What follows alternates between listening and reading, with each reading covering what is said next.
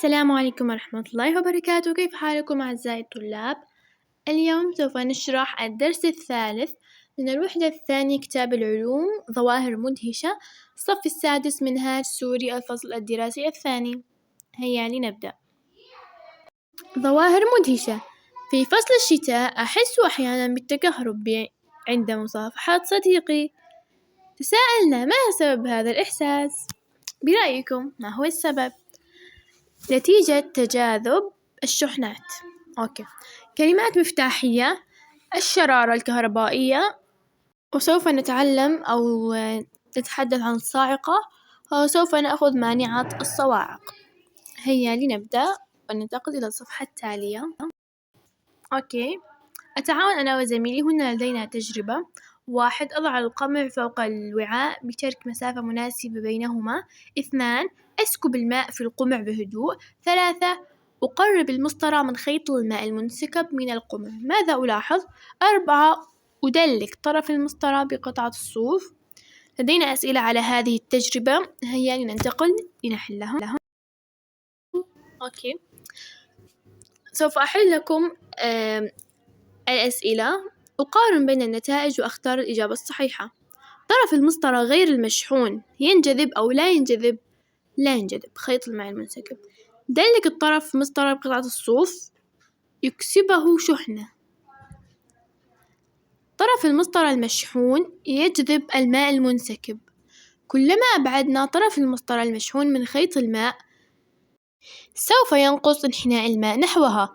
المسافة بين طرف المسطرة وخيط الماء تؤثر في انجذاب خيط الماء للمسطرة، ذلك طرف المسطرة لفترة أطول يزيد من شحنتها. عندما ندلك طرف المسطرة سوف يزيد من شحنتها.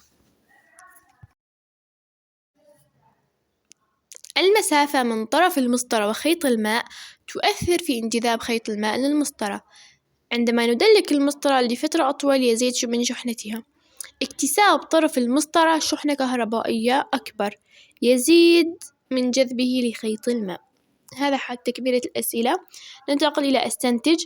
كلما قلت المسافة بين الأجسام المشحونة تزداد القوة الكهربائية بينها. كلما زادت الشحنة الكهربائية للأجسام زادت القوة الكهربائية بينها. لدينا هنا أفكر. عندما أمسح زجاج نافذة غرفتي بقطعة قماش جافة ألاحظ بقاء بعض ذرات الغبار على الزجاج. أفسر ذلك: لأننا عندما نمسح الزجاج بقطعة من القماش يفقد الزجاج بعض الإلكترونات ويصبح مشحونا بشحنة موجبة، ويعمل بدوره على شحن دقائق الغبار بشحنة سالبة بفعل قوة التجاذب. ونظرا لخفة دقائق الغبار فإنها تنجذب من الزجاج وتتعلق به. لدينا هنا ثلاثة صور ننعم النظر بها جيدا ثم نختار الإجابة الصحيحة. لدينا بعض من الصور: البرق والرعد والغيوم والضباب. ننظر إليها جيدا ثم نختار الإجابة الصحيحة. تتجمع الشحنات الكهربائية على سطح السحابة. يحدث البرق نتيجة انتقال الشحنات الكهربائية بين السحب. انتقال الشحنات الكهربائية يحدث بسبب التفريغ الكهربائي بين السحب المشحونة. الرعد هو الصوت المرافق للبرق.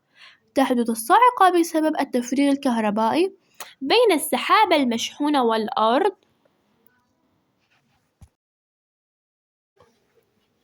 استنتج: البرق شرارات كهربائية تحدث بسبب التفريغ بين السحب المشحونة.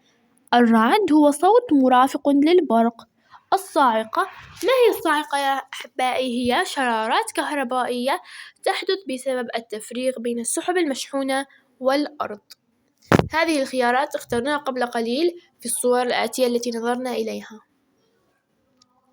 لدينا هنا أفكر. هل يمكن حدوث برق من دون رعد؟ أفسر ذلك: لا يحدث برق دون الرعد، ولكن يمكن أن نرى البرق ولا نرى صوت رعد، فقد يكون أو يبعد الصوت ولا يصل أكبر مسافة، لأن أكبر مسافة بدله هي 6 أميال. اختبر معلوماتي. نضع إشارة صح أمام العبارة الصحيحة وإشارة خطأ أمام العبارة غير الصحيحة. هذه أسئلة الدرس. أوكي. 1. تنقص القوة الكهربائية بازدياد المسافة بين الشحنات. صح. 2. ينشأ البرق نتيجة تصادم غيمتين إحداهما تحمل شحنة سالبة والأخرى موجبة. صح. 3. الصوت المرافق للبرق هو الرعد. صح. ننتقل إلى الأسئلة التالية. نكتب المصطلح العلمي المناسب. الشرارة الكهربائية التي تحدث نتيجة التفريغ الكهربائي بين السحب المشحونة. البرق تحدث بين السحب والمباني العالية على سطح الأرض. ما هو المصطلح يا أحبائي؟ هيا نتذكر معا. أحسنتم، الرعد. ثانياً، أعطي تفسيراً علمياً لكل مما يأتي. أحس بشحنات كهربائية في أثناء القيام عن الكرسي البلاستيكي. بسبب ماذا؟ بسبب التفريغ الكهربائي الذي حصل بين شحنات الجسم وشحنات الكرسي. 2. تنجذب قصاصات الورق إلى شاشة التلفاز عندما يكون مشتعلاً، لأن الإلكترونات المتجمعة على الشاشة السالبة فهي تجذب الورق بالشحنة الموجبة. طبعاً أنا هنا عكست الإجابة. إجابة السؤال الثاني هي باللون البرتقالي، أما إجابة السؤال الثالث باللون الأسود. تجهيز شاحنات الغاز أو النفط بسلسلة معدنية تتدلى من الخلف بحيث تبقى على تماس مع الأرض.